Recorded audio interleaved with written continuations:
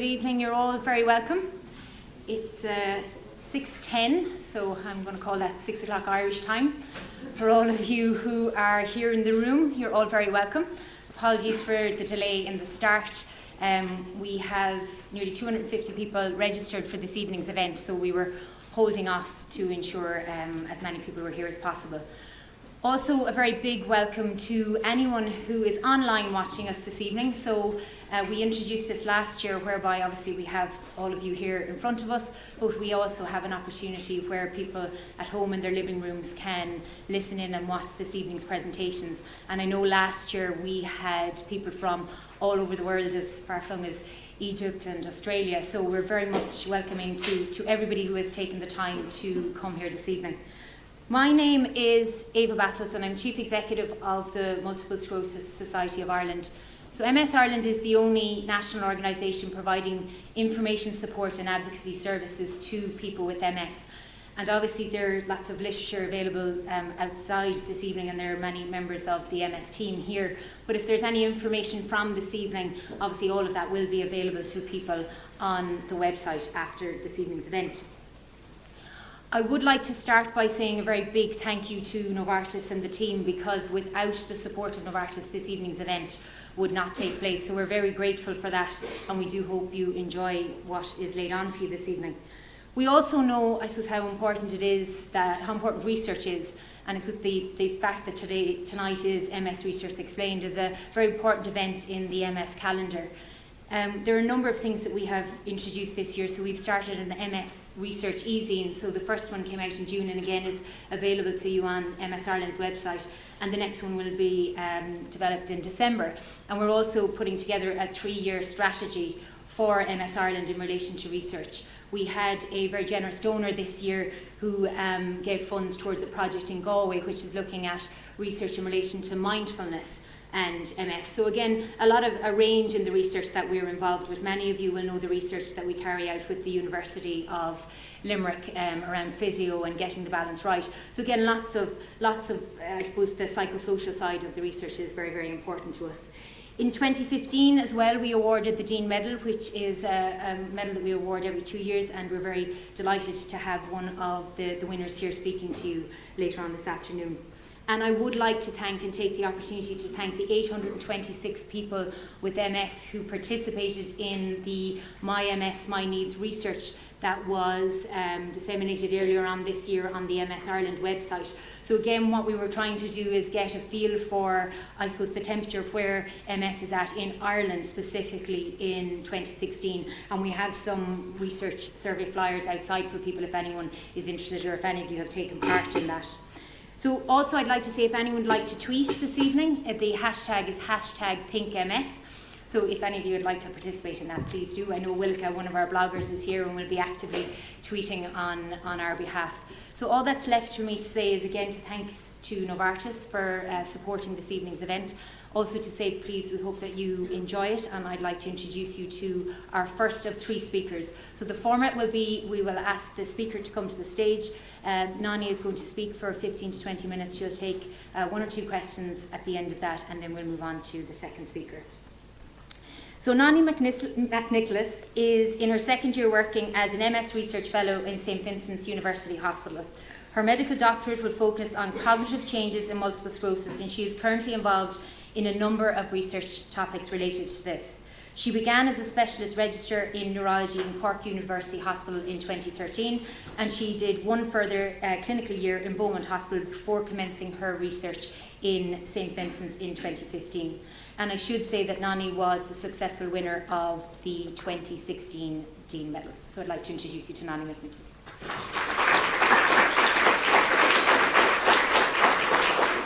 Thanks a million, Eva. So I'm going to talk tonight about cognitive dysfunction in MS, and talk about a bit of the research that we're doing in Vincent's around it as well. So cognitive dysfunction in MS is a relatively recent topic of interest in research in MS, so only really in recent years, but it's been a known feature associated with MS for much longer than that.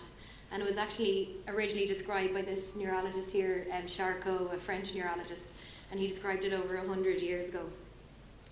And it's probably become more of a topic of interest since the advent of disease-modifying therapies and better physical outcomes. So people are focusing on other quality of life factors, and cognitive function is really the main quality of life factor apart from physical disability there. It's very common, and it's present in between 40 and 70% of people with MS. And that number varies in studies depending on the population of MS patients that are studied. And it depends as well on the neuropsychological tests that are used. It's very much under-recognised in MS, and particularly in early MS. And that's mainly because it's probably not tested for, because we don't have the people, the personnel or the time in outpatient clinics to perform all the cognitive tests. So that's something that we're working on in Vincent's, to make cognitive testing applicable in a clinical setting.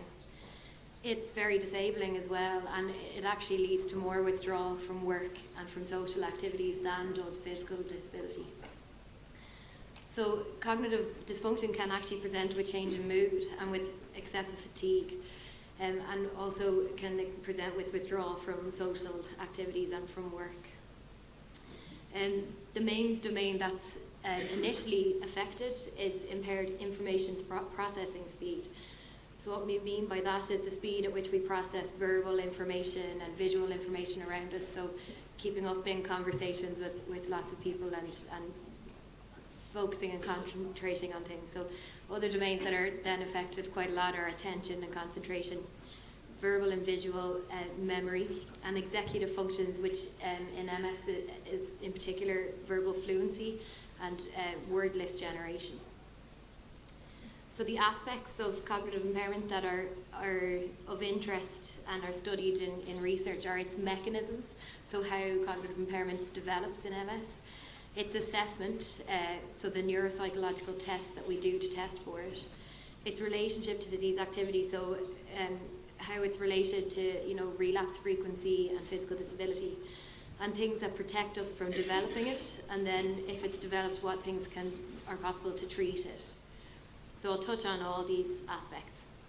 So for the mechanisms, we all know about MRIs and about demyelinating lesions, and these lesions can lead to relapses and can lead to developing physical disability, but actually there's conflicting evidence for their presence and the development of cognitive impairment. And some people can withstand lots and lots of demyelinating lesions and not develop cognitive impairment, and some people can't withstand as much. So they're probably not the only feature that are responsible for its development. So really, there's lots of different MRI sequences now in research that are being looked into it, but the one that's most strongly associated with cognitive changes is atrophy of grey matter. So demyelination is inflammatory lesions in the white matter tracks, and the grey matter appears to also have a role in MS and probably a much bigger role in cognitive impairment. So monitoring of this atrophy by percentage brain volume change with your annual MRI scan will probably come into play in future years, and we're doing this in our research in cognitive impairment in Vincent's Hospital at the moment. So this is just an example of brain volume changes over time. So you can see in the scan on the right, there's more cerebrospinal fluid here. So this ventricle here is bigger 3 years later, and the cerebellum here at the back, you can see that it's slightly smaller and there's more cerebrospinal fluid around it. So that's evidence of grey matter atrophy and percentage brain volume change over time, and that's associated with cognitive impairment in that person. So for its assessment, we use neuropsychological studies, and the two main studies that have been well established in testing for cognitive impairment in MS are the brief repeatable battery of neuropsychological tests, and another one called MAC-FIMS, which is the minimal assessment of cognitive function in MS. And these are very good, and they're very sensitive and very specific for identifying cognitive dysfunction, but they require trained neuropsychologists to perform. They require bringing in special materials like tape players and different kinds of things, and the brief repeatable battery takes an hour to do, and MAC-FIMS takes 90 minutes. So it's not something that's possible in an outpatient clinical setting. So in order to address this, another test was made by a panel of neurologists and neuropsychologists. This is called BICAMS, the Brief International Cognitive Assessment in MS. And it's been validated as a screening tool for cognitive impairment in MS, and it doesn't need a trained neuropsychologist to perform it, so any healthcare professional in the MS clinic can perform it. It takes about 15 minutes to perform, and you don't need any specialist material, so it's something that could, if it's well validated, be used in a clinical setting. And it's been validated as a screening tool in 10 countries to date, including at Vincent's Hospital, and its role in monitoring cognitive impairment over time is something that we're trying to validate for it now as well, which needs further work. So this is the test of information processing speed that I was talking about earlier. So it's a test of visual information processing speed. So the participant is asked to look at this key at the top, and there are 9 symbols that match up to 9 numbers. It's called the symbol digit modality test. And the participants asked to call out the number that's on the key above when they read through the symbols. They'd be saying 1, 5, 2, 1, 3. And I'm very quick at that because it's all I do all day. So don't think anything if you can't do it that quickly. So we time everybody for 90 seconds and see how far they get, and then give them a score. And this is a test of verbal memory. So we call out a list of 16 different words to patients, and we call them out at the same speed, between 18 and 20 seconds each time we call them. And after each time we call them, we ask the patient to try and call back all 16 words if they can. And that's usually not possible in anyone, but people get better and better as they go along, and then we give them a score out of 80. And then we also test visual spatial memory. So we show patients different shapes and symbols, and we show them for 10 seconds, and then we take them away and we ask for them to be drawn back. And I think this test is really difficult, and it's impossible to draw them back, and they have to be drawn very, very neatly and very symmetrically. And I think men in general do better in this. I don't know if because they're better at visual spatial things. So this was the study that was done by an MS fellow before me, Karen O'Connell, and she validated BICAMS as a tool in an Irish population. And she did this by doing the test in 67 patients and 66 healthy controls. And when comparing the raw scores of each of the tests, there was a significant difference between them. So it was good at differentiating patients from controls, so it was probably a valid screening tool. And just when these were converted to scores based on standard deviations, where people could be classified as cognitively impaired or cognitively preserved, it could differentiate patients in control in the first 2 tests I showed you, the SDMT and the verbal memory test, but not in the visual spatial memory test. So more work needed to be done there. And since that study was done, I've followed on with a continuation study. So I wanted to look at BICAMS as a dynamic marker of cognition over time. So once cognitive impairment is identified, how good is BICAMS at monitoring it? And so we managed to get 38 of the 67 patients and 33 of the 66 controls, and we're still looking for the rest of people. So if anyone's in the audience, you can get in touch with me. So everyone was well matched between patients and controls in age and years of education and in the time between the 2 tests. And with the follow-up testing 2 years after Karen's initial validation study, we can see that the test was good at differentiating patients for controls in all 3 cognitive domains that were tested. But there was no change over time in either the healthy control patients or healthy control population or the MS patient population. And we felt this is probably because most of the patients we had, were on disease-modifying treatments with relapsing remitting MS. So it was a relatively short follow-up period over 2 years. So there was no change in cognition. And when we converted this into whether they were impaired or not impaired, we could actually differentiate in all 3 domains this time in the follow-up testing. And so the results show that Bicam's had an ongoing ability to differentiate MS patients from controls, but we need more work into using it as a monitoring tool over time. And our lack of change over time is probably due to a short follow-up period, relatively small numbers on the trial, and most patients were on a disease-modifying treatment, which is probably protective for cognitive impairment. So just touching on some other things, so relationship to disease activity, there's not a very clear-cut relationship to disease activity. So, you know, they say here at the beginning that, you know, when MS is in the more inflammatory stage, that things that might be affected are information processing speed, and that's usually what's affected initially, and things like concentration. And then maybe later on, executive functions, the verbal fluency and learning and memory can become affected. But really, the relationship to disease activity is not quite that clear cut.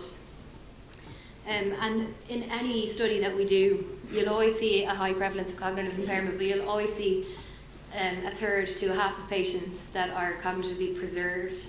And it's, you know, there's a lot of interest in what protects people from cognitive impairment, and you know, some people can withstand a lot of disease burden and not be affected cognitively. And the thought that education and pre-morbid education is very protective, and being involved in cognitively stimulating activities and your occupation can be very protective to the development of cognitive impairment, regardless of disease activity.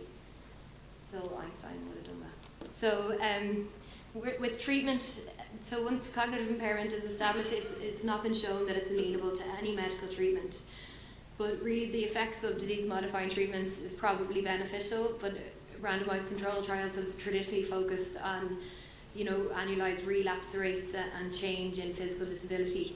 But that's changing now, and so we'll probably see the benefits of DMTs soon. Then there's the question of whether statins, so cholesterol medication, is beneficial for cognitive impairment. And there was a study done in London that showed that statins had a really good effect on that brain atrophy that I showed you, that percentage brain volume change over time. But then when that study was continued on and neuropsychological tests were done in people, there were still beneficial effects, but less striking. So the role of statins isn't well known either. Cognitive rehabilitation can be very beneficial once cognitive impairment is established, and that's really going through very in-depth neuropsychological tests and being aware of, you know, what deficits that somebody might have and how to manage around them, and then cognitive retraining to try and improve areas that may be affected, and that's been shown to be very helpful and beneficial. There's been a lot of trials on different drugs for cognitive impairment, and they've all been unsuccessful. So I'm sure a lot of people have heard about Vampira, which can improve walking speed in some people, and it was thought that it might also improve cognition, but there was no significant difference in those who took it. Then other stimulant medications and the drugs that are used in Alzheimer's as well were tested, but they weren't beneficial, and that's not unsurprising because it's a completely different process. So there's a lot of work to be done really in all four areas, but just to conclude up, cognitive dysfunction in MS is very common. It's quite disabling and can, you know, lead to more quality of life problems than physical disability itself sometimes, and it's very much under-recognised. So it's something everybody needs to be much more aware of, you know, the healthcare professionals and patients. So MRI, there's, you know, a lot of work done, but a lot more to do, and it gives us insights into the mechanisms of cognitive impairment. And we need to start assessing for it in clinics, but there's a lot of constraints with time and personnel. So this could be addressed by BICAMs, but we need to assess its role in monitoring cognition over time further. And there are very limited treatments, so more research is needed in that as well. So thanks a million, and I'll take one or two questions if anybody has one. Yeah, we're good.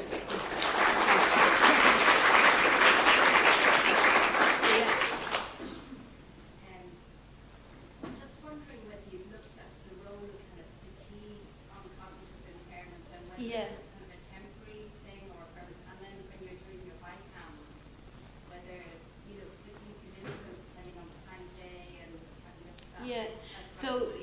So the question was whether fatigue influenced cognition, and I think, you know, everybody would know that having MS or not, when you're fatigued, you're not as quick at, you know, processing things, and you don't feel as kind of on the ball, so to say. But in a lot of trials, we always would do scales for anxiety, for mood, and for fatigue as well, to control those things. But in most studies, when fatigue itself, if you control for depression, fatigue doesn't seem to be a factor, but I'm not sure. There's a lot of interest now as well, and that's something we're going to hopefully try work on, and whether fatigue is related to increased sleep problems in people with MS, so, you know, sleep disorders, and whether they might actually be the link with cognitive impairment. So that's something we're going to be looking into, and we'll be doing body cams and sleep studies on people. And the other thing, just the third part of body count is dependent on somebody's manual dexterity. No. The brief visuospatial memory. It is, yeah. So it's limited if somebody were to have a high EDSS score, so if somebody was to have a high level of physical disability, it would be limited. And the patients that we did the test in were generally quite well. Yeah. Do you know if BICAMs have been validated for other illnesses, and can we hope, if this is the case, that it'd be better rolled out throughout the country to, I suppose, to make it more cost efficient, if you will? So if BICAMs has been validated in other indices, what do you mean? Yeah, if it actually takes care of more illnesses, maybe it's easier to roll it out to healthcare professionals when we know we're constrained by money and time. Yeah. Or is there a similar test that can be conducted with MS and other illnesses that healthcare as in a kind of general memory test like we always use. There's other memory tests that are used in Alzheimer's that are generally very available. I mean, this test could be, you know, if you have the time for it, if you can assign an extra 15 minutes to people in clinic, it could easily be rolled out. It doesn't require much, you know, financial investment whatsoever. I mean, you just need a few pieces of paper and a pencil and a rubber for drawing. So what's stopping us now to roll it out throughout the country and to make sure it's more widely available to Its role in monitoring cognition, and, you know, even though we validated it, the drawing test actually wasn't validated the first time. It seems to be working the second time, but we need more numbers. So there's more research is needed at first, but I do think it's something that's going to be coming in. And if there's time constraints and even having the extra 15 minutes, the original one, the SDMT, that looks at information processing speed, which is the most important thing to identify first, I think that's something very easy to bring in and be done in 5 minutes in the clinic, which we definitely would have time for, So more research. Yeah. Okay. Yeah, just one more, yeah. How do you differentiate between, it's like kind of a little bit like a fatigue question, Mm-hmm. how do you differentiate between, say, menopause and MS? Because I find when we call it MS is, I never know what's my MS, you know, something else. Yeah. As in causing fatigue?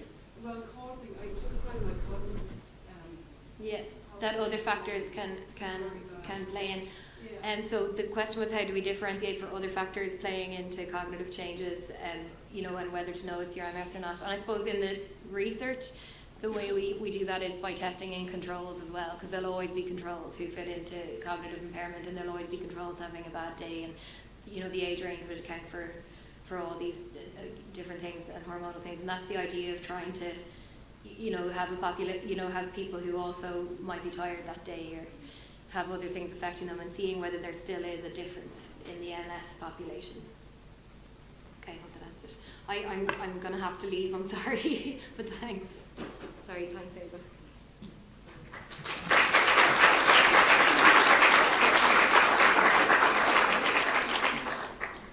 Thank you, Nonnie. Apologies, Nonnie has another commitment, so she has to leave, so that's why we put her on first.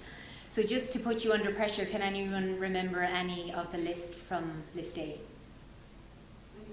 Any of the words that were on list A on Nonnie's slide earlier on? Pardon? Motorcycle, okay, anyone else? That's the only one I can remember is spinach and onions, and I think it's because I'm hungry. But anyway, that's neither here nor there. But no, I didn't want to put you under pressure, but I do think it's interesting. I was looking at it myself, and I was there kind of going, okay, if you genuinely said to everybody in the room now, could you take out a piece of paper in front of you and draw that, I think we'd all be fairly challenged. So, but it was really interesting, and we're delighted to have Nonnie here with us this evening. I would now like to introduce you to our second speaker for this evening, which we're absolutely delighted to have here with us. Eva Havrdrova is Professor of Neurology at the First Faculty of Medicine, General Faculty Hospital, Charles University in Prague in the Czech Republic. She obtained her medical degree at Charles University in 1981, went on to specialise in neurology and became professor in 2010. She is currently director of the Centre for Demyelination Diseases at Charles University and has published no more than 80 publications, including one obviously on MS, neuroimmunology, handbook of MS for GPs, and a number of publications for people with MS. I could actually go on for another 10 minutes with all of your relevant qualifications, but we are absolutely thrilled to have Eva here with us, and I'd like to invite her to the stage.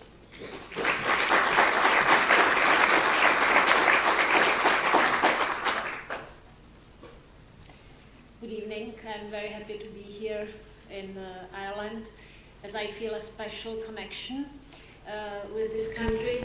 I will show you in a minute. I decided for MS 35 years ago, and I'm happy that I did it because now I see the progress in treatment. It's not the case in all the fields of neurology, unfortunately, but in MS we have seen enormous knowledge of pathogenesis and also treatments, and that's great, because in other diseases in neurology you see just progress in understanding what is happening but not able to help people. And so I'm happy that this is my specialization for 35 years now, and I will show you,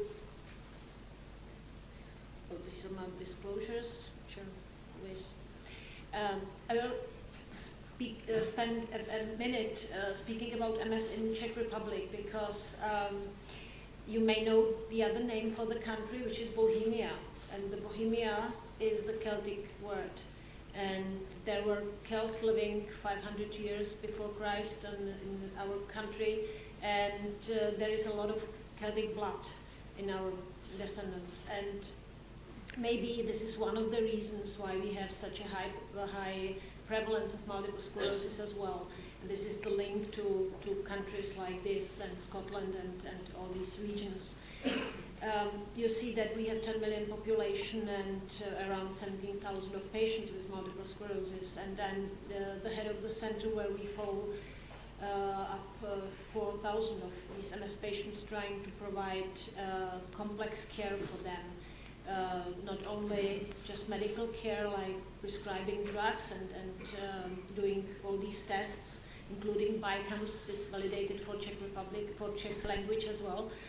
And we have shown that BICAMS correlates not only with those big batteries, which are scary, because if you have to be tested for 2 hours, it's something which is not very pleasant, but it correlates very well with the ability to be employed. So unemployment increases if BICAMS goes down in scoring. So it's a really very important test. We have more than 2,000 of patients on disease-modifying drugs, and I'm happy that I was able to fight for the reimbursement of these drugs in our country, though this is not what I would like to see, and so I have some years to do it again and again. It's a constant fight with government and all these authorities. We try to have physiotherapists, psychologists, psychotherapists, social workers in my center, so people can be really advised how to cope with the disease, what to do with their social situation, and so on. We have also NMO in our country, but the prevalence is very low, and we see around 45 patients in my center. This is the picture from Atlas of MS, and you see that the prevalence, which is here expressed in colors, is the same here and in our country. We are here, and you see that we are in the high prevalence area. Just to say something about the background, because I would like to move slowly to the topic, how this no evidence of disease activity concept developed, MS is now recognized as an autoimmune disease mostly. Of course, it has its neurodegenerative part, which is responsible for disability. But we know now that there are immune cells which everybody has in its body, but now they were somehow allowed to start an attack against the CNS molecules, mostly myelin sheath. And myelin is here for the nerve to conduct quickly the information through the CNS to the organs. And unfortunately, the inflammation caused by these immune cells destroys myelin and axons as well. And axons are responsible for the function. So if you are losing axons, you are losing the function slowly and, of course, sometimes invisibly, but it leads to the atrophy of the brain. And I will show you some pictures. We are doing a lot of research on that. Of course, there are many risk factors, not only genetics. Genetics is responsible for about 30% of the disease, because if you have monozygotic twins and one was diagnosed with MS, the other one has the probability to get MS only 30%. So 70% of the disease are environmental factors. And I hope in future we will be able to influence this. And there is, for example, a big study in New Zealand feeding small children with vitamin D, much higher levels of vitamin D than we get here or in my country from the sun, to see if the next generation will have less prevalence, lower prevalence of or incidence of multiple sclerosis. Of course, smoking is another factor, and again, you can do prevention. And there are many of these risk factors where you may do some prevention, especially in families where MS occurs, like less salt, not obesity, and so on. So we hope that there will be not only drugs to treat MS when it is diagnosed, but there will be some booklets to prevent it, to give you to prevent it in your families, in your children, and so on. So I hope this is a great development. And of course, anti-inflammatory therapy is extremely important because it's the only thing which can preserve CNS tissue up to now. We do not have neuroregenerative drugs. We do not have anything which can force CNS to grow new axons, which sometimes are of 1 meter.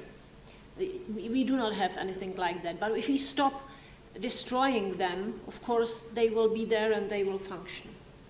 Unfortunately, it's not the case in all patients. And here you see the development of multiple sclerosis on MRI during 7 years. And here you see very small ventricles where the cerebrospinal fluid is created. And after 7 years, you see how big these ventricles are. It means that the CNS tissue was lost and the ventricles are widened. And you also see that there are some spots, some white spots, but here you have many lesions already confluenced. And this is also not good prognostic factor. And now we know that not these white spots, but the atrophy of the brain correlates with disability, and therefore the research in atrophy is now really growing, and we are trying to standardize our MRI measurements to be able to measure the development of CNS atrophy, because we know that if we are administering a drug and the patient is having no relapses, he's feeling well, but the brain is shrinking, the drug is not working well. And I think in future we will have some methods on MRI to see in 1 year, you do not have the right drug. You need some more effective drug because you are still losing your brain. We have created, therefore, a group of MS patients right from the beginning of their disease and healthy controls to be able to compare. And you see how the development of the brain atrophy looks like in healthy controls. Everybody loses its brain. Therefore, we are born with more cells than we need. But the rate of atrophy in normal controls is, in adulthood, is about 1 to 1.3% per year. In MS patients, it exceeds 0.4 or 0.5%. And some patients lose more than 1% per year. So the speed is 5 times higher. And of course, if you lose so much brain, the function must be impaired. And therefore, we really invest a lot of money into this research. As I said, there are some risk factors we can prevent, and of course, some risk factors we cannot.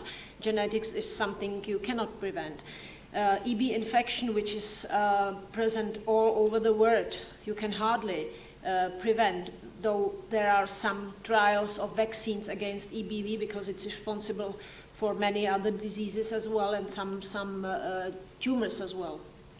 But D vitamin insufficiency, which correlates of course with latitude, you can prevent by feeding already children and pregnant women with enough vitamin D. Vitamin D was recognized mostly years ago, mostly connected with rachitis, and that's not rickets. That's not what we need. D vitamin has a lot of roles in immune system, and these amounts of vitamin D the immune system needs are much higher than you need to prevent rickets.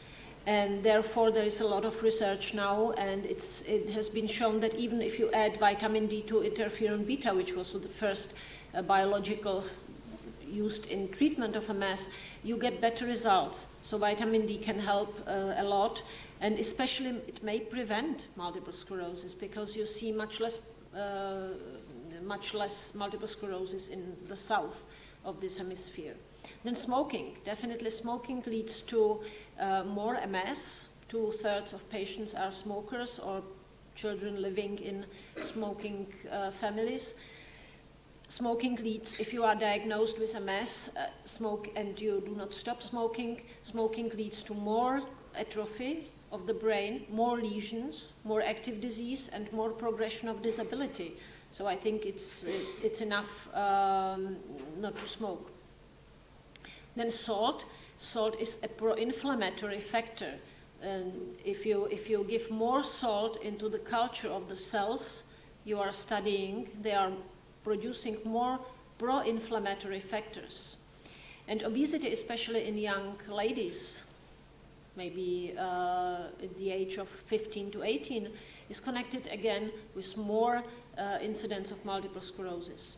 And then there is a huge new field which started with the discovery that our microbes in the gut are not just 5 or 10 types. There are a huge amount of types of these microbes, and they are living with us for thousands of years, of course, and they are helping our immune system to react properly to various agents which would kill us. So they are taking care of us, and they are helping our immune system to be working properly. But it was shown that in multiple sclerosis, the microbes are a little bit impaired. They are different. They let the gut leak, and some proteins from the food may go into the blood and cause some immune reactions. So there is a lot of hope that using the proper microbes may also help in multiple sclerosis. So in future, this will also be a huge field. I'm so happy that I am living in the time where we changed completely the treatment paradigm in multiple sclerosis, because when injectables were introduced in 1995 in Europe, or 1996 in my country, and 1993 in the United States, we were hoping that we would be able to decrease the number of acute relapses. That was it. Nothing else was proven for interferon beta. And we expected that if you had 3 relapses, you would have maybe 2 or 1 per year.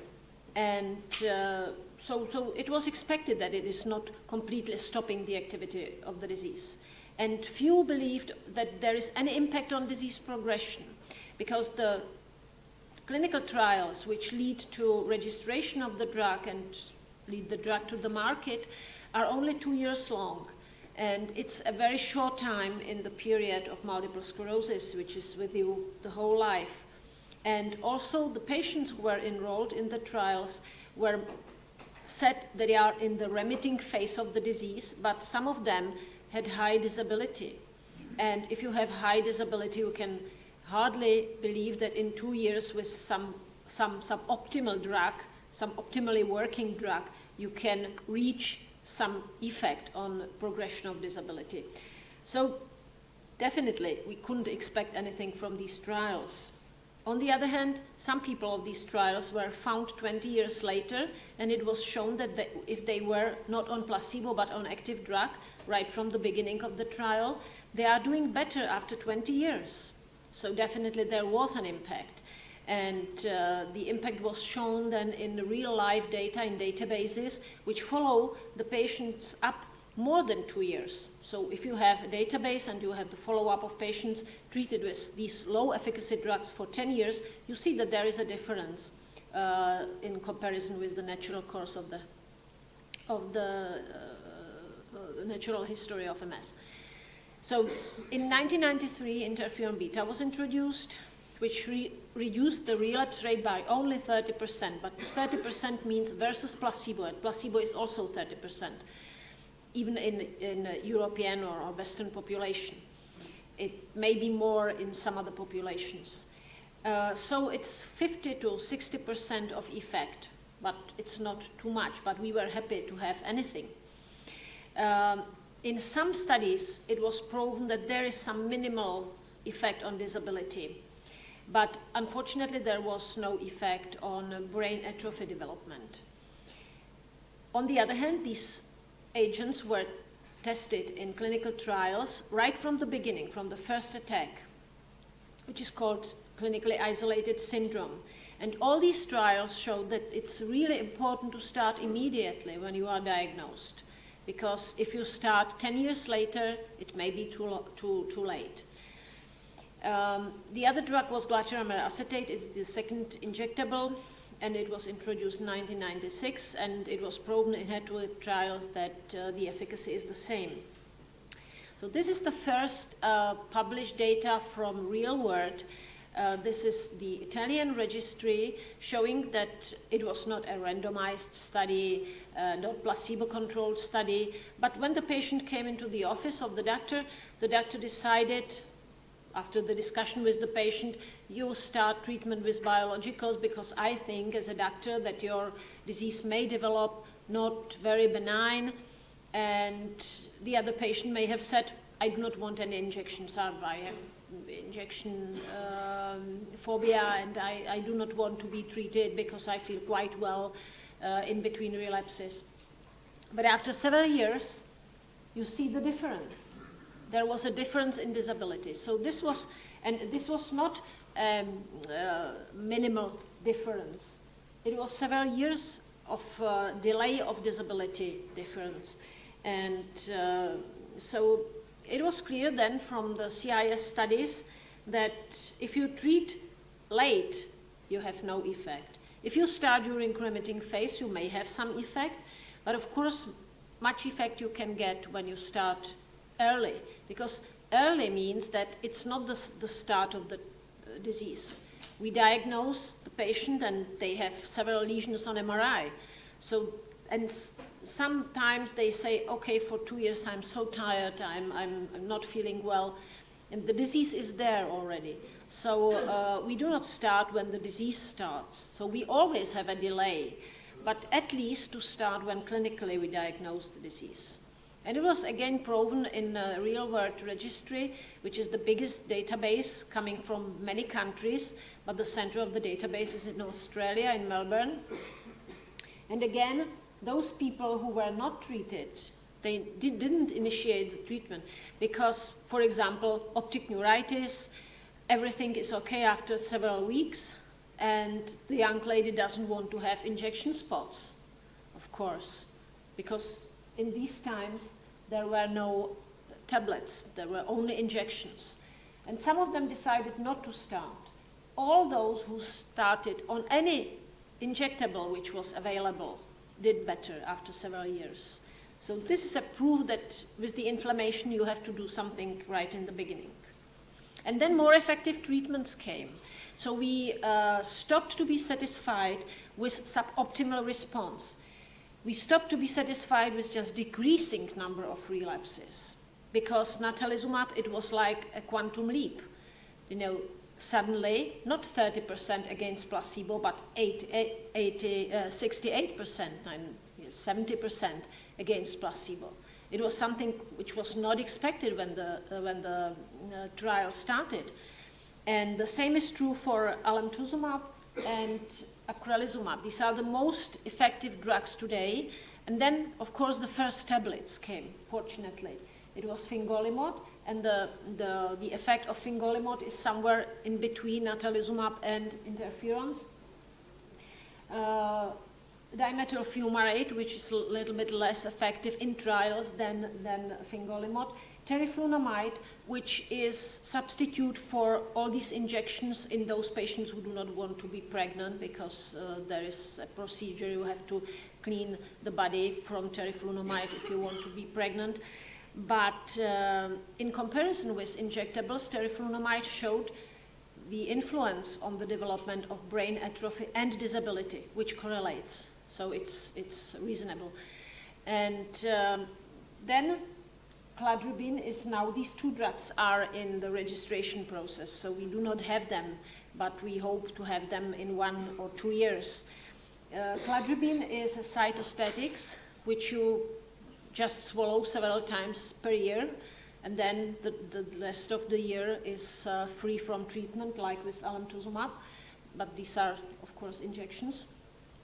And it also has the possibility to postpone the disability and brain atrophy.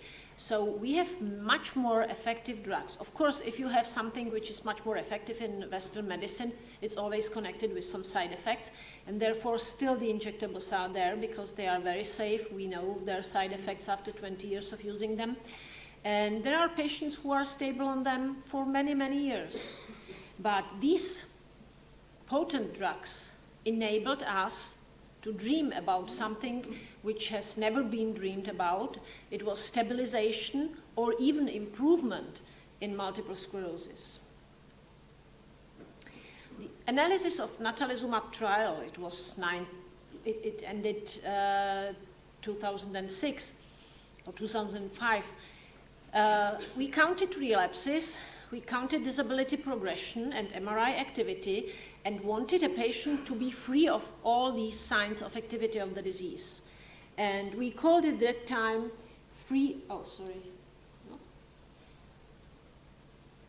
We called it that time free from disease activity. And later Gavin Giovannoni from London gave it the name no evidence of disease activity, so-called NIDA. So everybody in the MS field is now speaking about NIDA because you can compare trials. You see how many % of patients were able to reach NIDA with that drug. Of course, in each individual, the drug works differently. But the more patients are NIDA in that trial, it means that it's a more potent, more effective drug. So if the patient fulfills all the criteria, like without relapses, without disability progression, and without MRI activity, we call this patient NIDA. We use the term NIDA-3 now because these are 3 factors. And after the publication, you see it's already several years, we dreamed about something more. We have seen these patients having still more atrophy than healthy controls. And we were afraid that that will translate into more disability in the future. Because of course you invisibly lose your brain, and when you reach some threshold, it translates into disability. So we dreamed about a new possibility to add the atrophy. You can ask why to achieve NIDA. Of course, the patient without measurable disease activity. We can, of course, measure many factors. We can measure cognition, we can use better measures for walking, we can measure working capacity, and hundreds of things. But measurable disease activity is something which is feasible. It is something similar what oncologists use for patients who are treated for a tumor and they feel they have no activity of that tumor, they are not, or some may be cured, And this is so-called long-term remission. In rheumatology, rheumatoid arthritis, they use also biologicals, and they also use this term long-term remission. So we wanted something like that.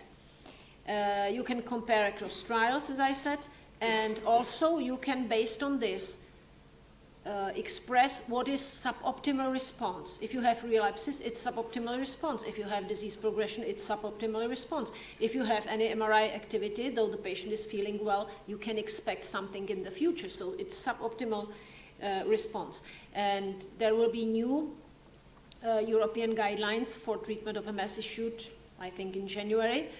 And they will express this possibility to use these measures to say this response to treatment is not optimal, we have to switch to more potent drugs. And this is NIDA4. We add here atrophy within a range of healthy controls. It's our dream. It's not feasible to reach today because the measurement of atrophy is not easy. If you measure the volume of the brain, which is wrapped all around, and you want to see 0.1 or 0.5% of change per year, you really need a very good technical instruments to do it and to standardize it. So it's not feasible in many countries or centers yet. It needs also cooperation with radiologists, and it's not easy to reach. So, but I'm a visionary, and I hope that this will, in several years, it will be all over the world possible to measure it. And you can ask if we can reach this NIDA concept with old-fashioned injectables, because it was not fantasized at all about it before 20 years when the trials with injectables were done. But now the injectables are used as a comparator in clinical trials with more potent drugs. And you see that you can reach it. These are two alemtuzumab trials, CARE-MS1 and CARE-MS2. The difference is that here, these were patients treatment naive, so it was their first treatment. And you see that over 2 years, a quarter of patients were able to reach NIDA concept on injectables, of course more on alemtuzumab. But these were patients with minimal disability and very early in the disease, within 5 years in the disease. The other ones were already patients pre-treated with something. So they had another injectable, different type of injectable, and they entered this trial within 10 years of their disease. And you see that immediately we cannot reach 1/4 of patients to be able to reach NIDA concept. It's less. And of course, each year when patients develop some activity, you lose this number, you lose this percentage. So it's a tricky concept. With low-dose interferon beta, we have these patients in my center, all followed right from the first clinical attack, treated with interferon within 4 months, and all of them having a lot of MRIs. And you can see that in the first year, the disability is not the issue, of course, in the first years of the disease for most patients. But to reach NIDA 3 after 4 years, it's like 10% of patients. So they all should be already switched to more effective treatments. And NIDA 4, it means including atrophy development, it's even less. Alemtuzumab, which I showed you the graphs for efficacy for NIDA, has also the ability to slow down the brain volume loss. And that's nice because though we do not understand how it does it, maybe it's really very anti-inflammatory, but also it switches the populations of white cells responsible for the disease to more regulatory ones, to more kind ones, which are able to help repair of the brain. So this is really a very potent drug. Of course, it's connected with some side effects, and you have to know how to handle this. But definitely we have in our hands already an instrument how to help patients with ongoing disease activity on other drugs. These are numbers for fingolimod, which was the first tablet put on the market. And you see that, again, placebo patients are much less probably reaching NIDA concept. in comparison with treated patients. So you see that it's over 30%. In natalizumab trial, it was 37%. Here it's 32%. And it's true both for treatment-naive patients and previously treated patients. But of course, for treatment-naive patients, it's easier to reach this concept. And fingolimod was surprising when the trial was finished. We have seen that also this drug is able to slow down the rate of atrophy, and that's great. We also do not know how it does it. Maybe there are some, this is sphingosine 1-phosphate modulator, and these receptors are also in the brain, so maybe there may be direct action in the brain, but nobody knows how it is in humans now. But why I'm showing these two graphs is that if you have a lot of inflammation, like here, these people had a lot of inflammation. They had gadolinium-enhancing lesions in the beginning of the trial at baseline, and these patients didn't have that much inflammation in the time when the trial started. And for these patients who had a lot of inflammation, the statistical significance of slowing the atrophy is present only after 2 years. So it means it takes some time to decrease the inflammation and to revert the degenerative processes into regenerative processes. While in these patients with a little bit less inflammation, it is statistically significant already in 6 months. Nobody expected anything like that. So it was a big surprise, and we are very happy that this drug is on the market. And with these more potent drugs, something new again appeared. Improvement of existing disability. Of course, we do not say that patients who are bedridden are able to walk, but you have some intermediate type of disability, so bed walking and all these other things, and you can improve it. And these potent drugs may improve it. And this is, again, some hope that in future we will have even more potent drugs making the improvement more possible. This is, again, data for alemtuzumab. Alemtuzumab-treated patients were 2.5 to 3 times more likely to have disability improvement within 2 years. So this is something my teacher, who died in 1999, and who was really very educated in immunology, would never expect anything like that. This is for natalizumab, again, one of the most potent drugs. Again, you see improvement. It's not just from the clinical trial. There is a big registry of natalizumab-treated patients, and it was confirmed that nearly 30% of patients improve. And as you have heard already, what is SDMT? This is the cognitive test where you have a small picture and you have to write down what number is connected with that picture. This is improving, so cognition is improving in patients treated with natalizumab. Again, something we didn't expect at all. Of course, these therapies have its burden. Higher effectiveness is always connected with more side effects, and the physicians using these potent drugs have to be well educated how to prevent them or how to treat them. Some patients have to be monitored very, very closely for blood count and autoimmune diseases and so on. And of course, it has impact on pregnancy planning. So unfortunately, our patients are mostly young ladies, so we always have to discuss this topic. So as I said, new guidelines will be issued next year, saying that you have to diagnose early, you have to treat early, you have to monitor properly the patients, so you see activity not only clinically but also on MRI, and to switch treatment to more effective drug if you see activity. You have also, of course, discussed with the patient the risk-benefit, because not all patients are able to accept risk, but sometimes patients are more able to accept risk than physicians.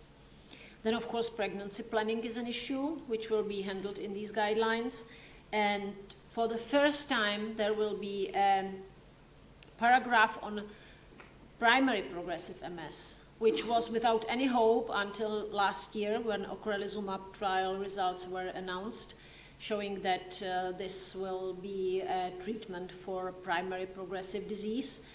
Though not big results, there was nothing up to now, so we are very happy that these patients, 10 to 15% of MS patients, will have some drugs, and siponimod is on horizon. It's another drug for secondary progressive MS. But I would vote for treating right from the beginning, not waiting until progressive phase occurs. And then what was promoted last year as well was something I used to appeal to patients, that they have to change their lifestyle, because these risk factors which led to MS are still there during their MS, and they have impact on how the MS develops. So if the patient is lazy, doesn't want to exercise, wants just to eat, smoke and watch TV instead of some cognitive training, the disease definitely will develop differently and worse. And so a panel of experts put together a report which has more than 80 pages of medical terminology, showing what is MS, why to diagnose it early, what to do with it, but also a handbook for patients, how to change their lifestyle. And you can find it on these internet pages. The brochure looks like this. Why time matters in multiple sclerosis. You have to start immediately. And changes in lifestyle cover these topics or these areas: physical activity, weight, active mind, smoking, alcohol drinking, and taking the medication, being adherent to medical treatment, drugs, and not only drugs for MS, but also for comorbidities like, for example, hypertension or something like that, because it also may cause shortening of life of MS patient if it is not treated properly. Of course, there are also unmet needs still. I'm very enthusiastic and I'm a visionary, but I'm aware of some limitations. We do not have predictive markers of prognosis and treatment responsiveness, so we cannot tell you when we diagnose an MS patient, we cannot tell the patient, your MS will behave that and that way, and therefore we will use this drug because your blood shows that this drug will be the right drug for you. We cannot. A lot of money was invested into genetic research showing which drug could be the right drug for the patient. None results yet. So the personalized medicine now is based on the contact with the patient, counting relapses, disability measurements, and MRI. MRI is the only biomarker we can really use and be sure that we see something. There is correlation, as I said, between atrophy development and disability development, and we can use it for prediction. Unfortunately, neuroprotection, we have no drugs for neuroprotection. The only way how to neuroprotection is made today is to stop inflammation right in the beginning. And of course, another unmet need is good symptomatic treatment for those where no other option is any more effective, so they do not respond to any disease-modifying drugs anymore because they are, well, in their EDSS 7, 8, and we know that the anti-inflammatory drugs are not working there. It's not that we do not want to invest money in them, but it's known that it's not working. So just to conclude, I'm happy that MS is treatable today for most patients, but there are some ifs. If we diagnose early, if we treat early, if we recognize early treatment failure, and you have to help your physician to recognize it. You have to keep a diary and see what's happening, what is your ability to walk, to do things of daily living. If patients are adherent to treatment, because no treatment works if you are not taking it, and if patients cooperate and change their lifestyle. The lifestyle changes are crucial, and they can really change the quality of life of MS patients. And with this, I would like to conclude and thanks my team.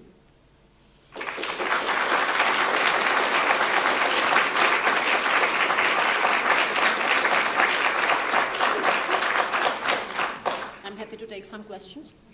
I was diagnosed 10 years ago, and 10 years previously, I was diagnosed with fibromyalgia. I've never been on any MS medication. The only thing I've been put on is very low dose antidepressants. Now, having listened to you, I'm worried, but it should be on something. It depends on the activity of the disease. The question is, I was diagnosed 10 years ago, but I have problems maybe 20 years, and I was put only on antidepressant medication. In fact, antidepressant medication is not bad because it has some impact on the disease itself. We know that depressed patients have worse course of the disease because depression leads to some pro-inflammatory state. It's very complicated. I have no time to explain it, but it works in the brain on the cellular level. And if there were no attacks, then it's difficult to start treatment. Have you had any attacks?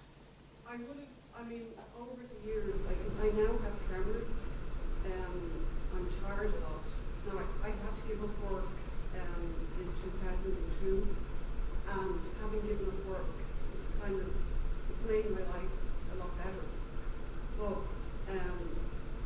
I'm kind of worried lately because my cognitive processing has gotten really bad recently, and my tremors have gotten worse recently. And I'm kind of concerned that I should be really maybe on some different medication or something. Yeah, if there were no clear attacks, it's very difficult to start medication, or it was difficult in the years before. Now, since 2005 in European Union, it is possible to start treatment right when you are diagnosed. So you were diagnosed maybe in those times, but there was not wide knowledge about it. And maybe the reimbursement criteria differ in various countries. In Czech Republic, it has been possible since 2009, so we are always a little bit delayed. So I would also be a little bit concerned. You can do the physical training, you can do the cognitive training, and maybe with antidepressants you are able to keep your course quite stable. But on the other hand, if you have been treated right from the beginning, maybe your fatigue would be less, your cognition would be better. I cannot say. You know, it's always if we did something.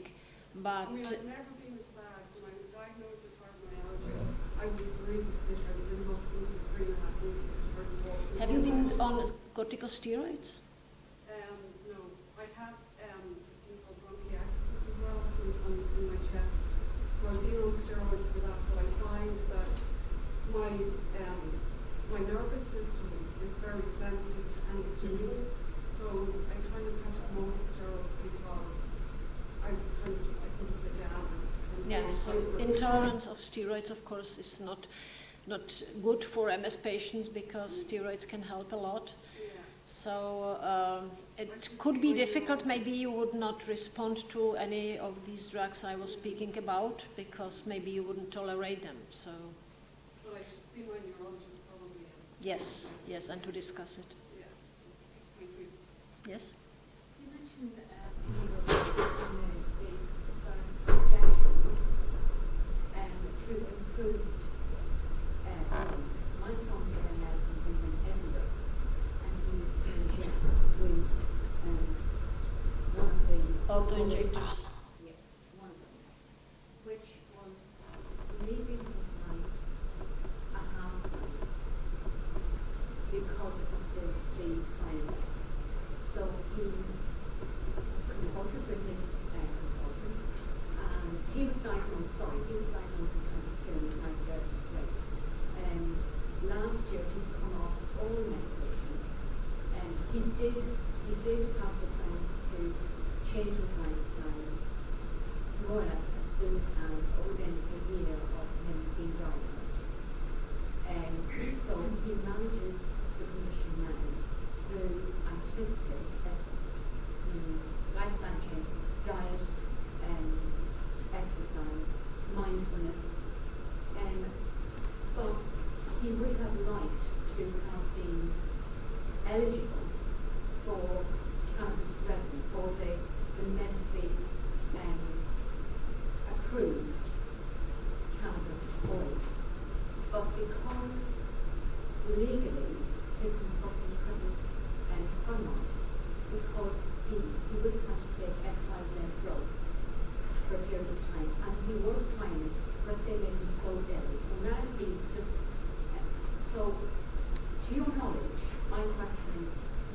is there anything afoot to bring in inclusion of the cannabis, the medically approved cannabis oil? I know it's coming in California on that proof, if they've managed to squeeze that in, and a number of other states are lining up to introduce it. Are you aware of that being pushed by the medical profession, included and part of the treatment part, not replacing the whole treatment, but to alleviate symptoms and to help the life of the patient? The question was if cannabis could make a huge difference for patients who are not on disease-modifying drugs. I must warn a little bit. Cannabis is effective to alleviate some symptoms like ataxia, pain, and spasticity. On the other hand, it has bad influence on the cognition. So it should be reserved only for patients who are bedridden or wheelchair-ridden, who really cannot do anything, you know. I would be not willing to give it to a 33-year person who is able to do his daily activities. So in his case, if he was really tired from injections, because really side effects of interferons may make your life very difficult, there is teriflunomide today, which has the same effectiveness without any side effects which you describe. So teriflunomide, which is Aubagio, may make it. So definitely I would vote for teriflunomide instead of cannabis in this stage of the disease. Yeah. Has there been any studies done to show the effect of coming off the Lolomod when pregnant? Of what? A year period? Of what?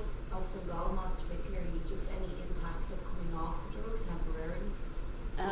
Normally, pregnancy is a state when immune system has to tolerate the antigens from the father.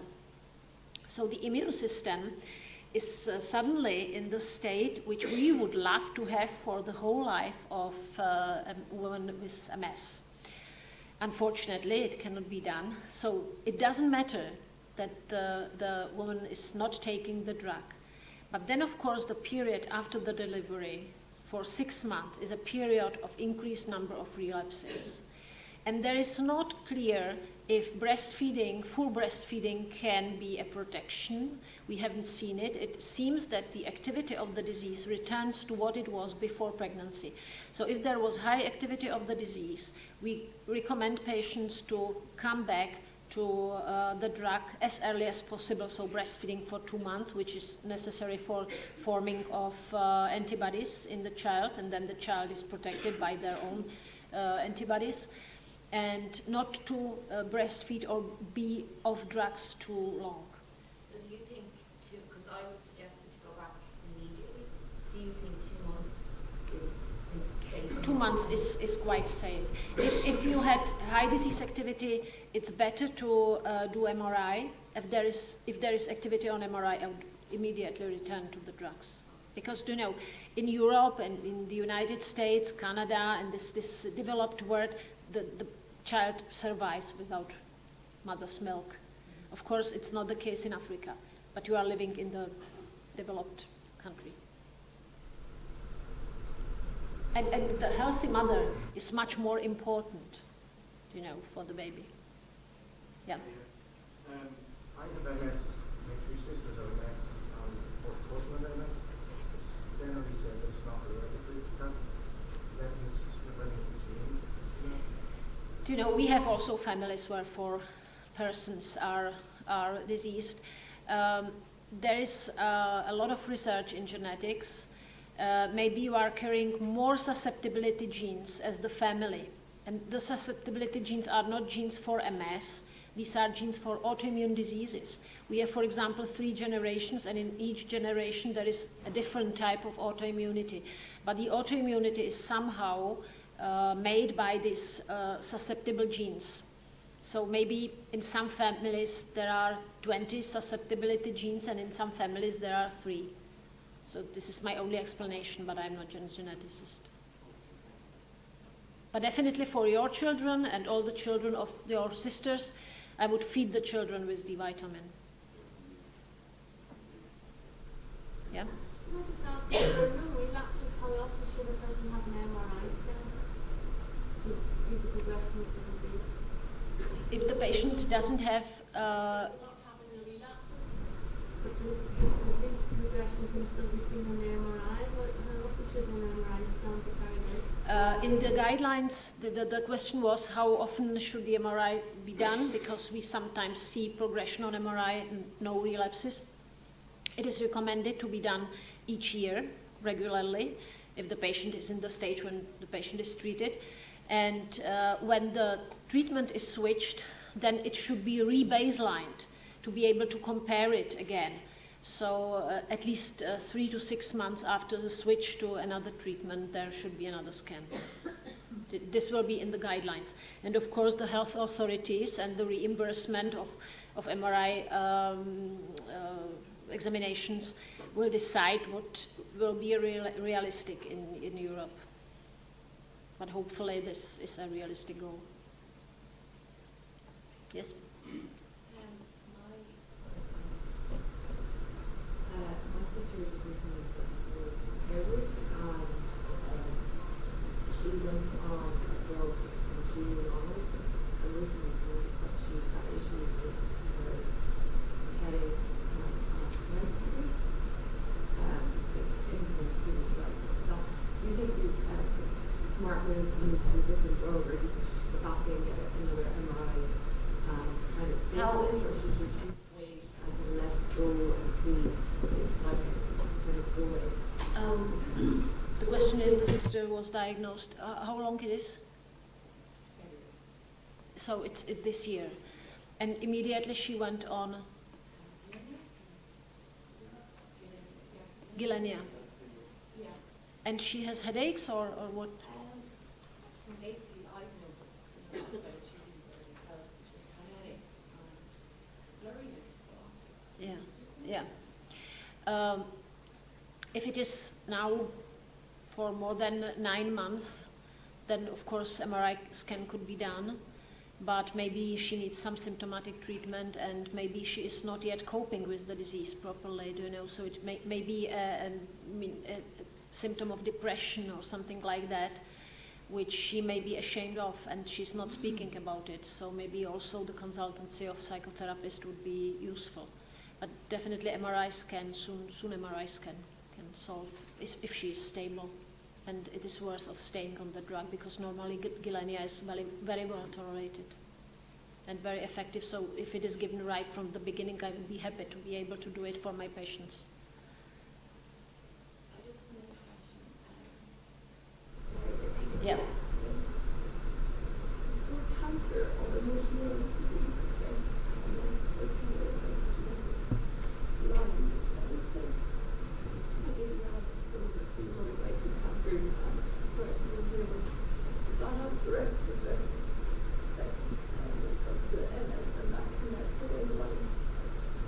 You mean, is there any conjunction of MS and cancer? well, say 2 people in your family, say an answer died from bone marrow, your mother died from cancer, and your sister has MS.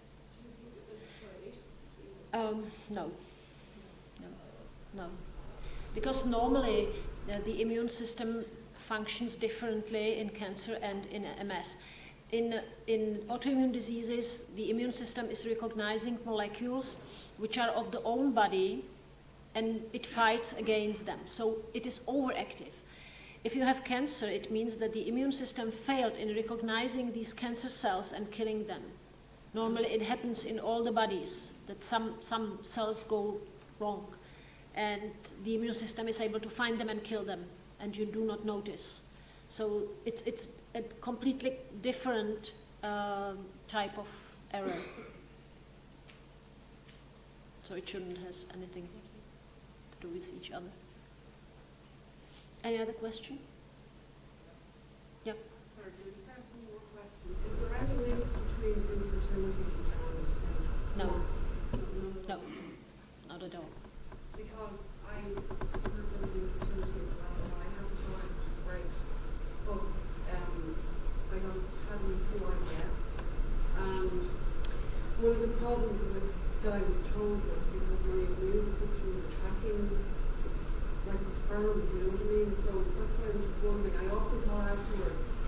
IVF itself may be a problem in multiple sclerosis. It depends on which hormones are used, because some of them may be pro-inflammatory, and we can see attacks if the obstetrician is not aware of this, is not trained in MS. Then, of course, it may push the autoimmunity or the attacks. But infertility itself has nothing to do with MS. But, yeah?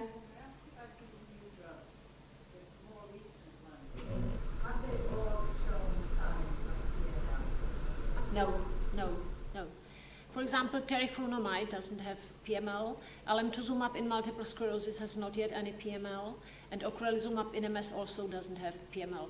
Some of these drugs were used previously in oncology, where you use a lot of drugs which may cause PML. So of course PML also occurred in patients treated with alemtuzumab or rituximab, but this is not a causal effect.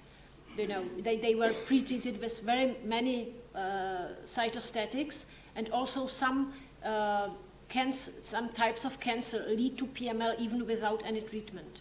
So there's a lot of drugs which are not connected with PML.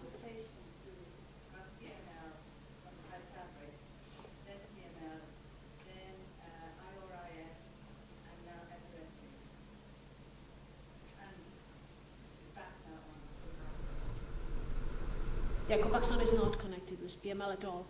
And we haven't seen anybody who had PML twice. You know.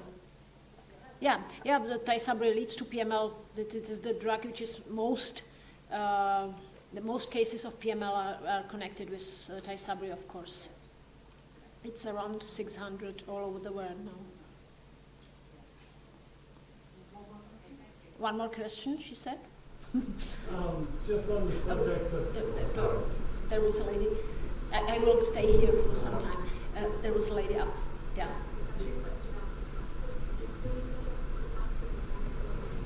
The effectiveness is like interferon. The side effects may be different, so if the patient doesn't tolerate interferon, it's wise to switch to Copaxone, but not because of efficacy reason. It's the same line. The head-to-head studies showed that it's completely the same effectiveness.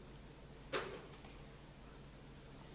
best drugs, what's the NNT for need to treat? Do you have anything for that? We have for all these drugs, there were counted NNTs. I hate this way of using this. It's for regulators.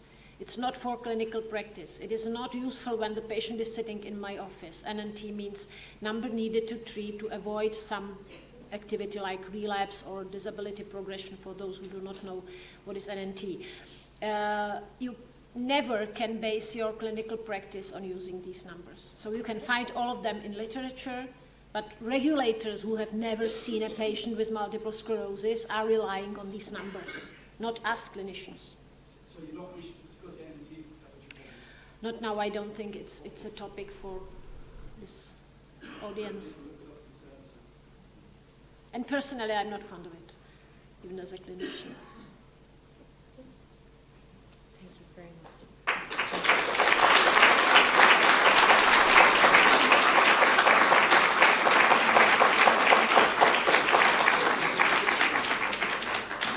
Eva, thank you so much for such I think it was a very clear, informative presentation, but the thing that jumped out most at me was your passion. I mean, a very, very clear, passionate lady, and I think for me it would be to continue with that passion, and that vision you talked about is so important, and that dreaming big I think is incredibly important. But I think again what was really, really clear was the lifestyle factors that Eva mentioned, and how important that is, how much you can take control of that in one's own life, and also the importance of treating early, and how we really need to look at that, especially I think here in Ireland. And one of the things that jumped to mind here was one of these statistics actually, was around the how long it takes between the first diagnosis, and it won't jump to mind to me here now. How many months is it? 12 months, yeah, how long it takes between somebody actually receiving a diagnosis and receiving treatment. And I mean, based on what you're saying, I mean, we really need to look at that. And I should say to everybody that MS Ireland is looking at the whole area of healthy brain, and that is something that we are going to work on in 2017. But again, thank you so much for a wonderful presentation.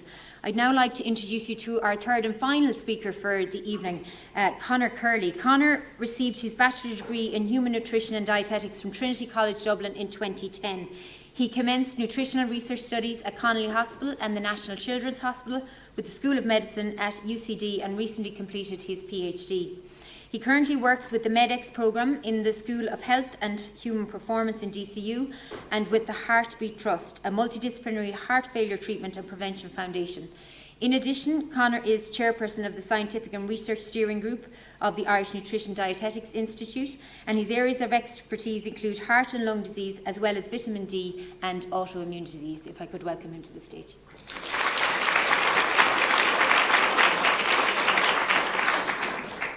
Good evening, everyone. Thanks for that, Eva, and thanks for the invitation to MS Ireland and Novartis. So I'm going to speak mostly about nutrition. So if anybody's tweeting live or anything, we have this is my Twitter and my Facebook if anyone's interested in that. But as Eva showed already, we have a huge disparity in multiple sclerosis rates around the whole world. And really the question is why? Is it because of genetics or is it because of environment? But really some of the best studies we have are that genetics account for about 25% of risk, whereas the environmental factors seem to account for more, be a little bit more important. And really, if you only remember one thing from this evening, or at least from my talk, really remember genes are not your fate. This is really, really important. So we've all heard a lot about sunlight and vitamin D, but it turns out that sunlight may have additional benefits compared to vitamin D alone. And just some general rules of thumb. So about 5 or 10 minutes of sun is enough, a couple of times per week. In general, you want to expose more skin for less time as opposed to less skin for more time. Okay? You never ever want to burn. This is a really important topic. And of course, certain foods which are rich in antioxidants protect the skin from within, for example, berries. So another rule, and I'll just call it here Kerley's rule, is your shadow must be shorter in your body for vitamin D production. So it's a very easy rule of thumb. It doesn't matter where in the world you are, what time of day it is, or how much clothes you are or aren't wearing. If your shadow is really, really long, you're not going to be making any vitamin D. So as I always say, romantic walks on the beach are fine, but they're not going to cut it for vitamin D. Okay, so no vitamin D production. Okay, and of course, if you already have MS, vitamin D deficiency is associated with more severe MS.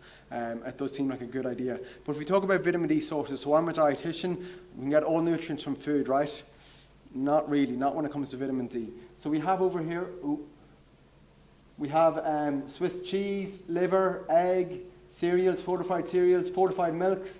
Then you come into some of the oily fish. And this is the recommended daily allowance. And this is a typical supplement of 2,000 units. So you can see really, you're going to have to eat quite a lot of fish and about maybe 100 eggs, well, maybe not 100, but quite a lot of eggs to get enough, okay?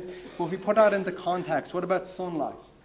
So now we see the same graph. So you've got, sorry, I can't figure this pointer out. We've got all the same sources. This is the recommended daily allowance, this is the supplement, and this is sunshine. How much sunshine?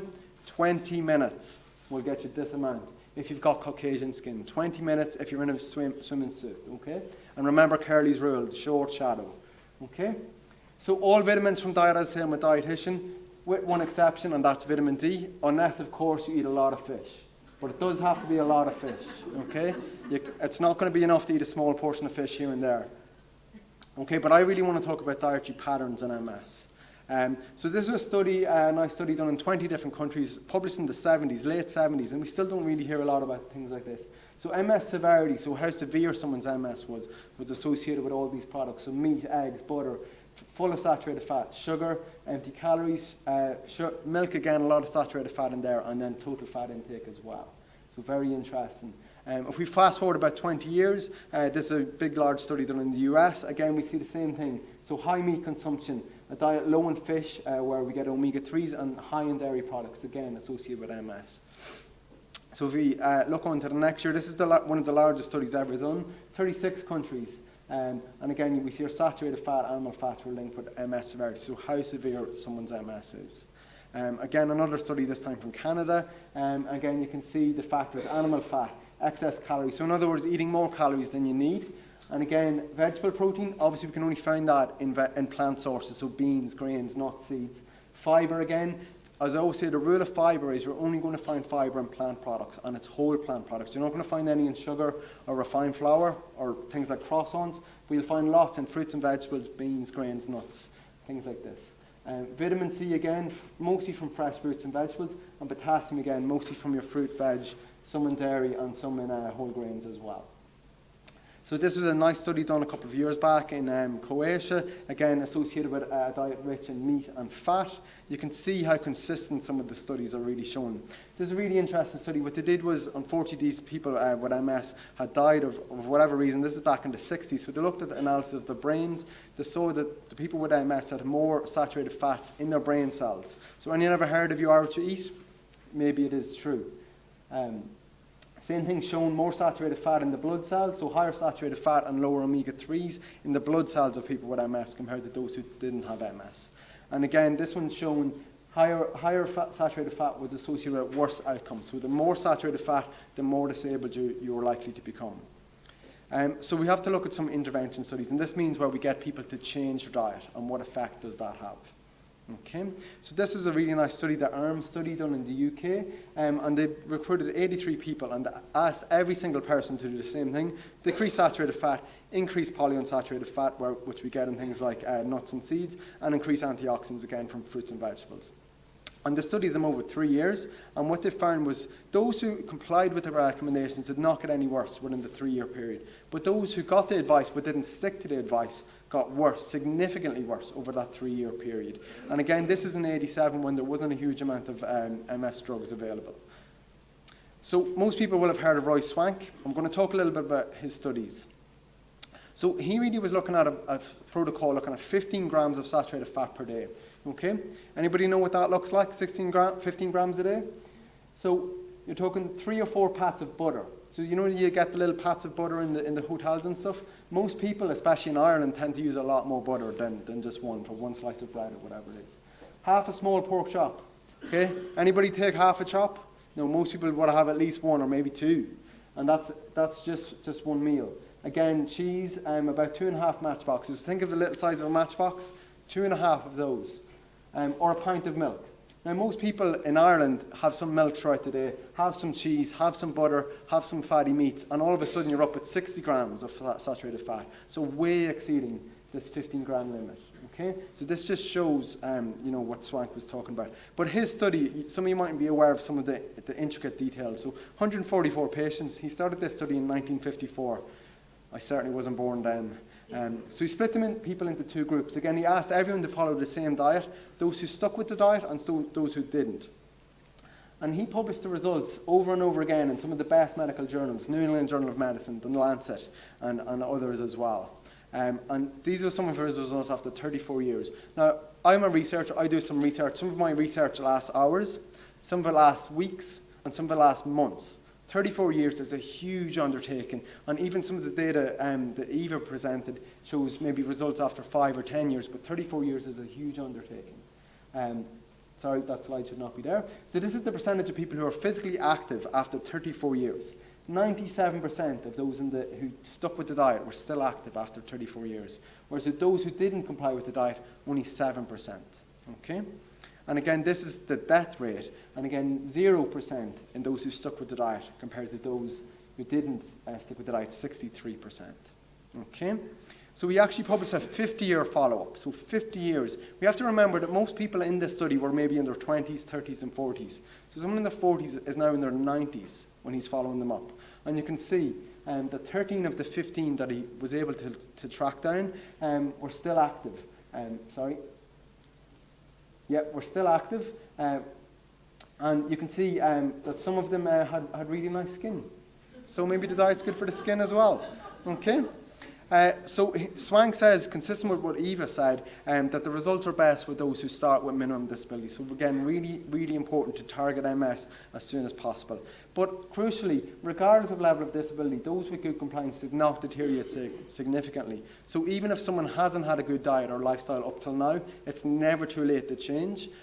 We can control some of the future, perhaps.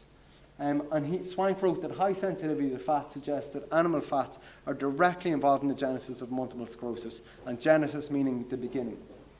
Okay?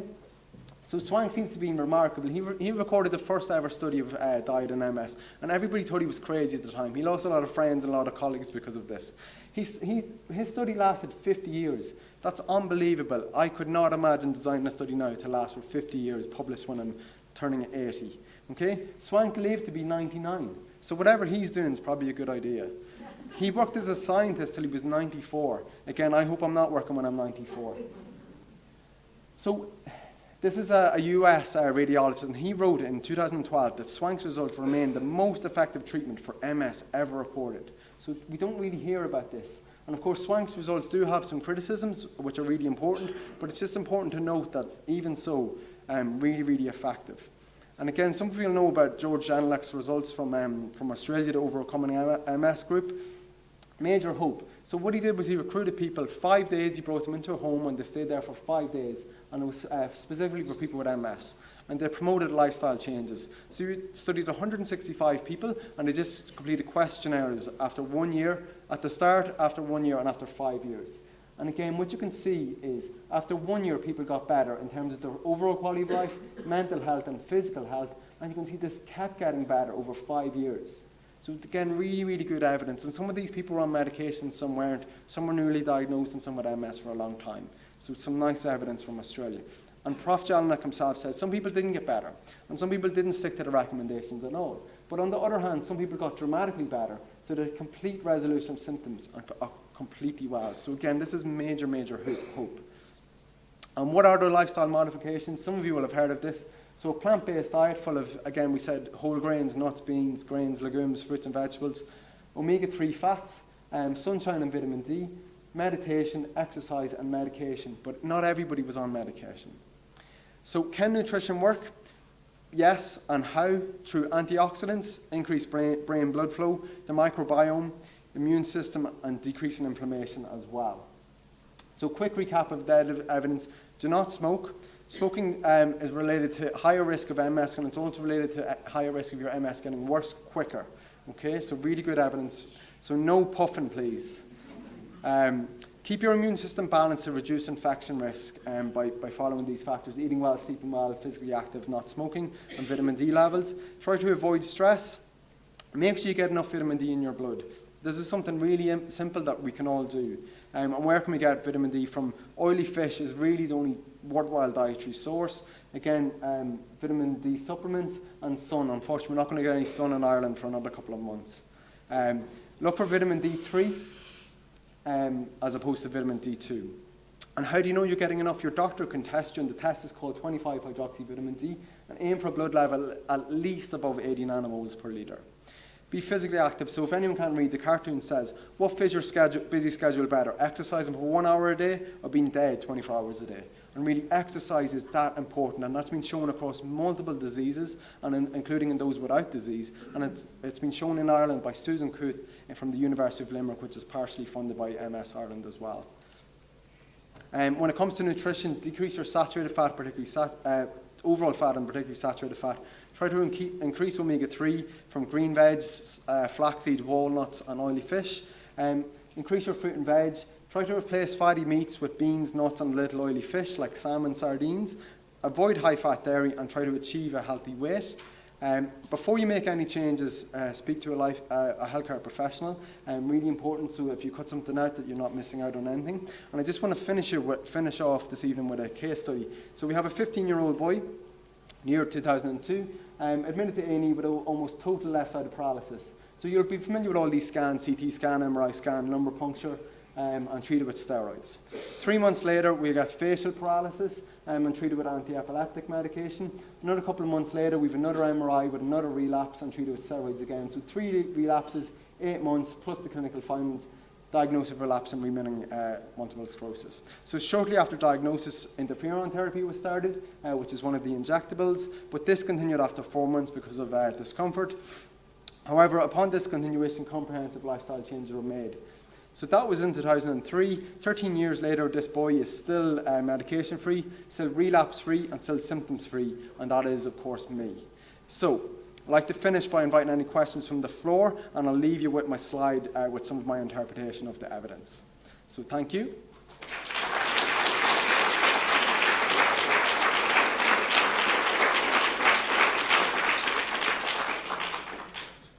Do we have any questions? Yeah? So are you suggesting being vegetarian, this person with MS? I think certainly the best evidence we have is that a plant-based diet is really is a smart choice, and that's really for most people, and that's consistent with some of the best evidence we have in cardiovascular disease and cancer as well. So it doesn't necessarily have to be fully vegetarian, but certainly plant-based and whole plants. We can be a vegetarian, live off crisps and donuts and.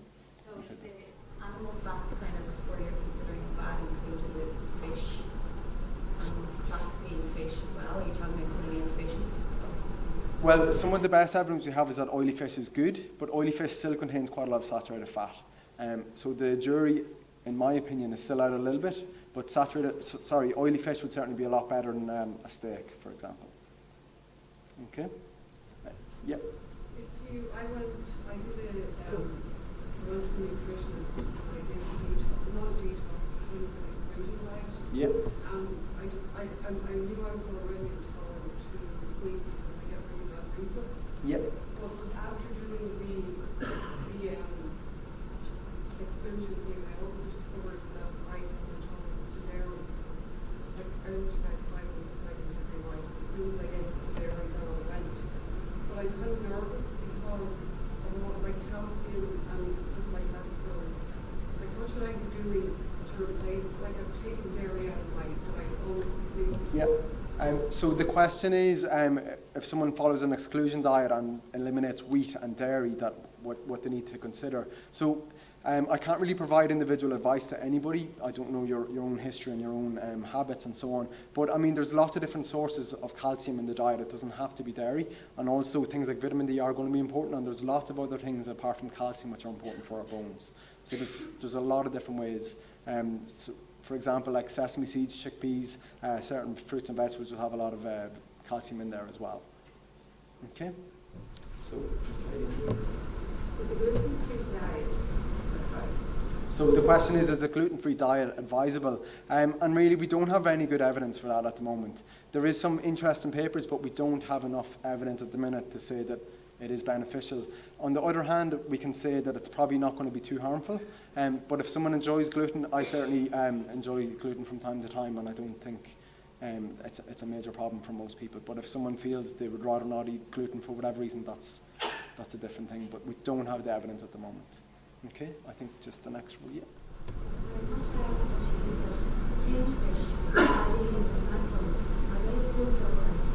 Yeah, so the question is about tin fish, are they as good for us as fresh? And again, it depends on the context. In general, the best dietetic advice we have is to try and go for as fresh and as whole as possible. So tin would be a little bit processed, but in general, the tin fish, like as you say, sardines and mackerel and so on, they can be very good choices, and they can be quite cheap and quite convenient.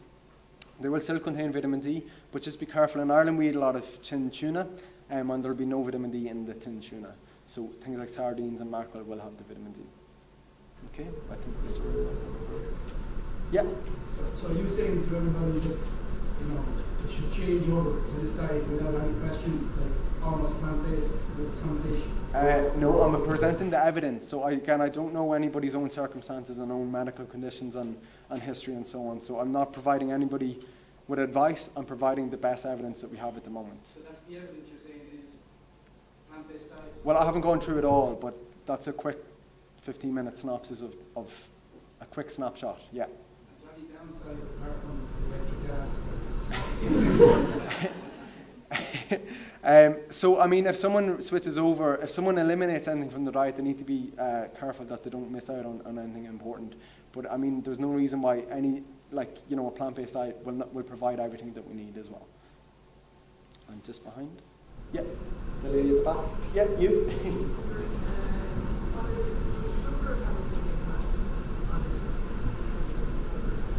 So there are some studies showing that sugar is correlated with a worse outcome, but we don't have as much evidence as we would for animal fats just yet. But I mean, we would probably expect that it would have as bad effect, but we don't have that evidence. It's not as strong.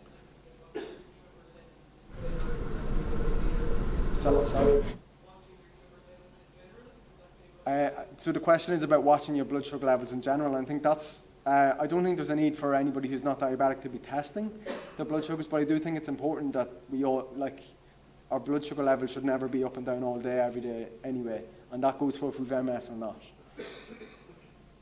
Yes? For a person's sanity, if they like the odd steak, or they like the odd whatever, is it okay to have a slow day in your opinion because of the shifted benefit emotionally to doing something? Yeah. So I think really it comes down to the individual circumstances, and I'm going to reference a guy from America called Dean Ornish, and he speaks about a spectrum. And basically, if someone has really severe disease or whatever it is, whether it be cancer or diabetes or heart disease or MS, that really the best evidence we have in all of those diseases is to be as strict as possible with medications, with exercise, with diet. But if someone is quite healthy and is looking to stop progression of either getting a disease or that disease getting worse, that they have a lot more leeway. But at the same time, as you say, it's about weighing it up. I know a lot of people who follow the Overcoming MS program, and can be quite miserable because they're quite restricted, and I think that's wrong as well.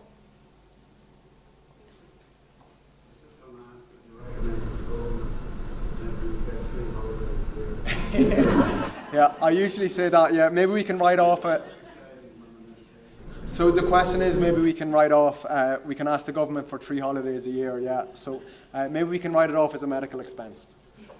Yeah. Yeah.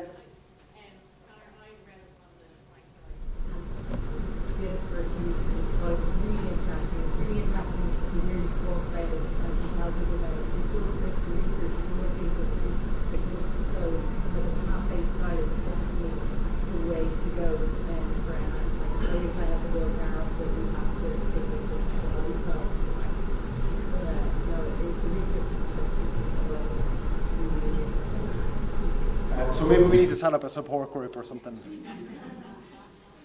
Yeah. Yeah, I she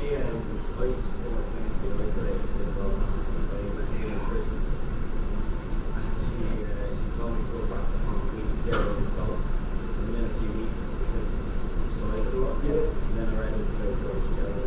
Yeah. And I've been trying to follow this diet, and again, it does take a lot of discipline.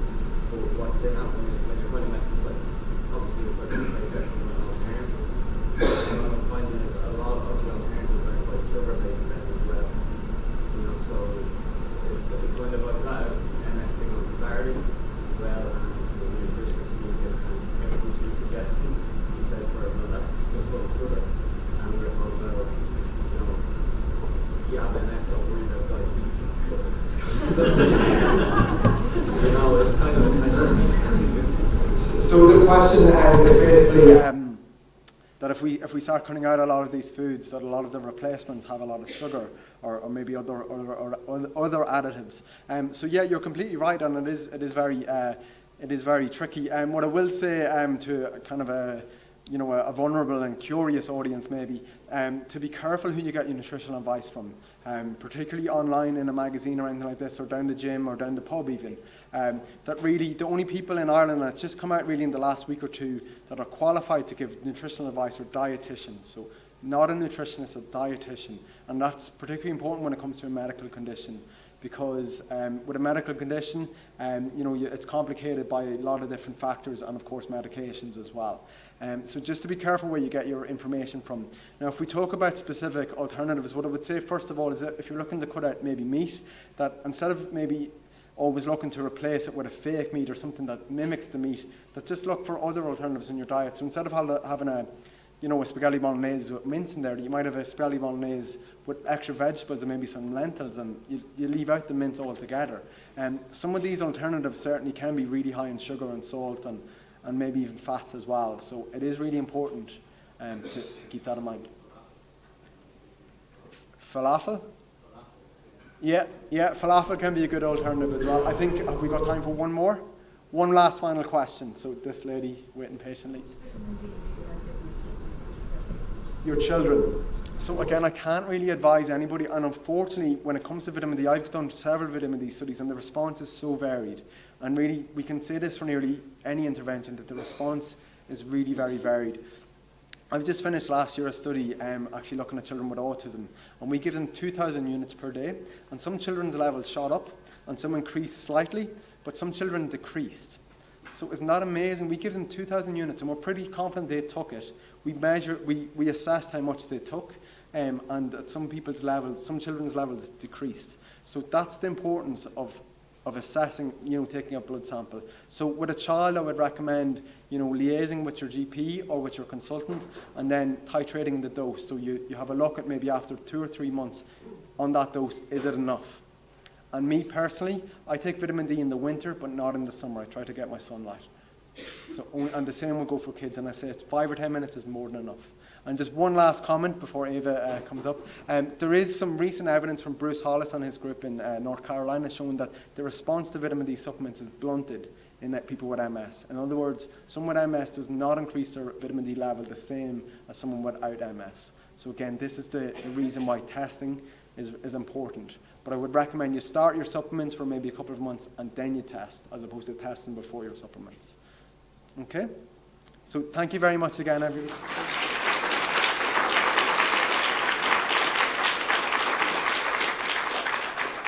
Conor, thank you very much again. Very clear, very informative, very practical, slightly challenging, I suppose, to all of us. But thank you again, Conor, for your presentation. All that's left for me to say is to thank our 3 speakers, Nonnie, Eva and Conor, again for really, really engaging presentations. Also, huge thanks to Novartis for supporting this evening. It was all available to people and will be available on MS Ireland's website. So to thank each and every person here in the room for physically attending, and thank anyone who's online as well for joining us this evening. So on behalf of MS Ireland, thank you very much for coming. The MS Ireland services are always available to people. Again, I would say to go on the website, there are local services available to you, whether it's individual one-on-one with the community worker, or whether it's some of our respite services. That's all available to anybody with MS. So thank you again for coming. Safe home, and Gurmil Magot Sonawaya.